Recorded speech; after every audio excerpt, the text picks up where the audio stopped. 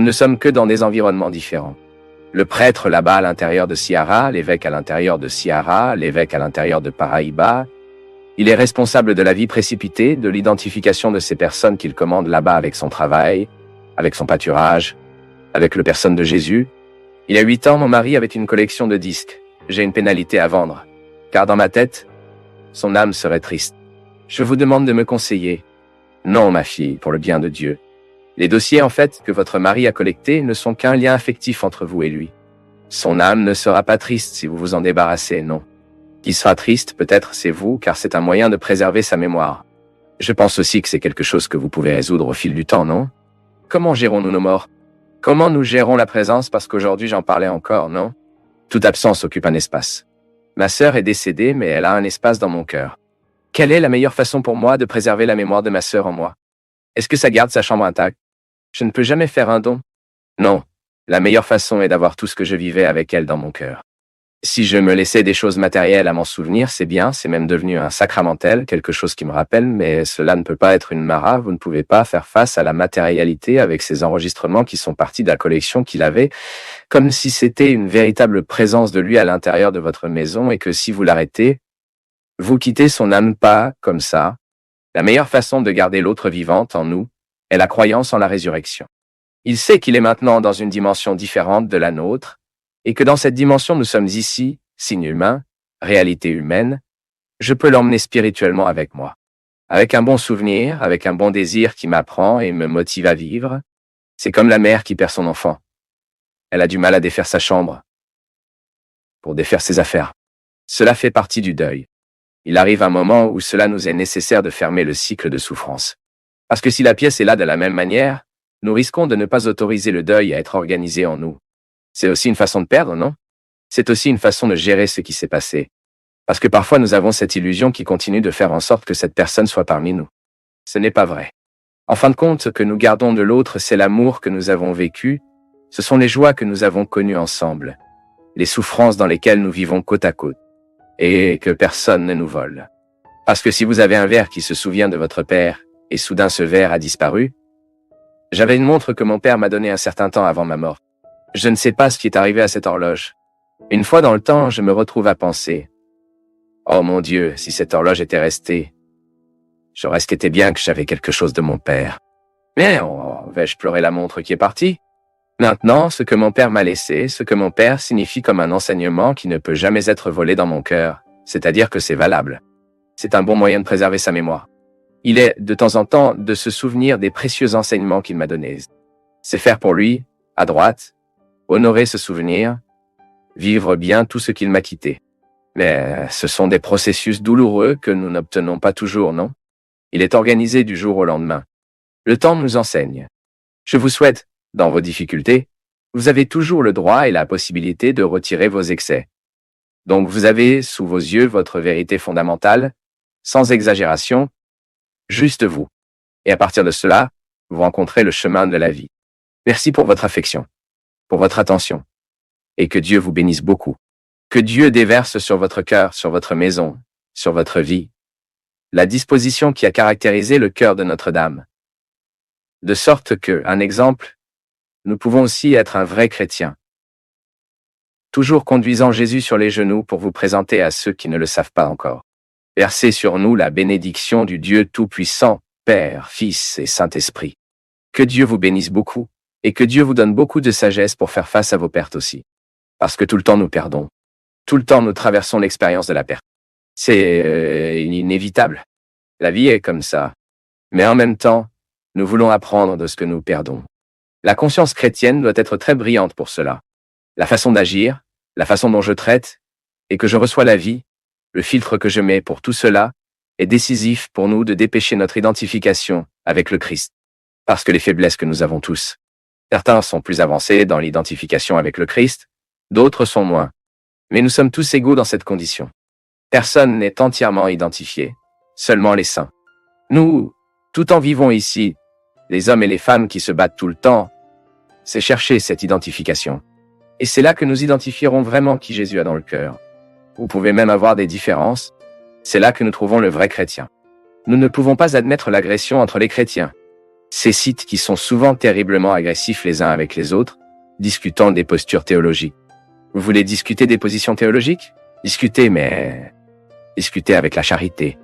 Parce que Jésus a déjà dit que la référence pour nous d'identifier où le chrétien est la charité, c'est l'amour, c'est la miséricorde.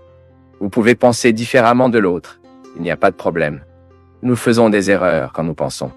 Mais nous ne pouvons pas perdre de vue l'organisme de bienfaisance que nous ferons de l'exercice. Cela vaut pour tout le contexte de la vie pratique, non?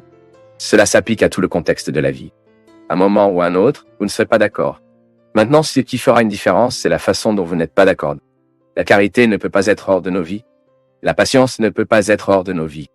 C'est ce qui distinguera. Regardez le mot, non? Quand il vous regarde, que tout le monde peut dire, voyez comment il s'aime. Il peut avoir des différences, mais il s'aime. Il se protège. Ils se protègent. Ils feront tout pour préserver ce qui existe le plus sacré. L'autre jour, j'ai reçu une belle lettre d'un prêtre qui est absolument d'accord avec rien, avec ma façon de faire les choses. Cela m'a fait de très grandes critiques. Mais j'avais un détail. Sa lettre était respectueuse du début à la fin. Savez-vous ce que j'ai identifié? Ce prêtre a vraiment Dieu dans le cœur. Je l'ai trouvé beau parce que dans de nombreux instants, il parle, le père Fabio. Je l'admire dans son ministère. Soyez maintenant prudents pour cela, soyez prudents pour cela. Mais il y avait une chose. Ces paroles étaient cousues par la charité. Plusieurs fois, mon peuple, nous nous sommes manqués. Vous faites une erreur avec votre enfant, vous faites une erreur avec votre femme, vous faites une erreur avec vos amis, vous faites une erreur avec les gens que vous aimez, vous faites une erreur avec les étrangers qui vous partent. Vous ne perdez pas de vue le point que le respect les uns pour les autres est la première référence pour que nous soyons des hommes et des femmes vraiment chrétiens. Je respecte votre histoire. Je respecte la difficulté que vous avez eue. Tu me respectes. Et nous faisons ce processus de transformation. Parce que l'amour, quand il arrive, cela fait de nous de meilleures personnes. Parfois, nous devons regarder Jésus et dire « Jésus, que feriez-vous si vous étiez à ma place? Comment traiteriez-vous cette situation ?» C'est une expérience de la foi. Mon peuple, c'est prier. Lorsque vous commencez à regarder la situation que vous avez en réfléchissant à la façon dont je vais agir avec cette personne, ensuite, le cadre de conversion entre Jésus agirait-il de la même manière? Que vais-je dire à cette personne? Vient ensuite le cadre de conversion. Jésus dirait-il cela aussi? Comment vais-je gérer cette situation maintenant? Alors vous pensez, Jésus gérerait-il de la même manière? Ceci est la référence.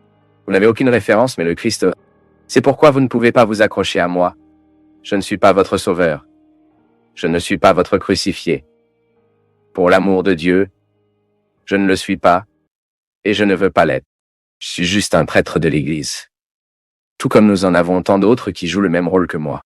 Le prêtre qui est là à l'intérieur de Sergipe, travaillant maintenant dans sa paroisse, dans sa communauté, il a la même mission que moi. La seule chose est que parfois nous sommes dans différents espaces dans la performance de cette mission. Personne n'est plus grand que l'autre, non. Nous ne sommes que dans des environnements différents. Le prêtre, la Baza, l'intérieur de Ciara, l'évêque à l'intérieur de Ciara, l'évêque à l'intérieur de Paraíba, il est responsable de la vie préjudiciable, de l'identification de ces personnes qu'il commande avec son travail, avec son pâturage, avec la personne de Jésus. La conscience chrétienne doit être très brillante pour cela. La façon d'agir, la façon dont je traite et que je reçois la vie, le filtre que je mets pour tout cela, est décisif pour nous, de dépêcher notre identification avec le Christ. Parce que les faiblesses que nous avons tous. Certains sont plus avancés dans l'identification avec le Christ, d'autres sont moins. Mais nous sommes tous égaux dans cette condition.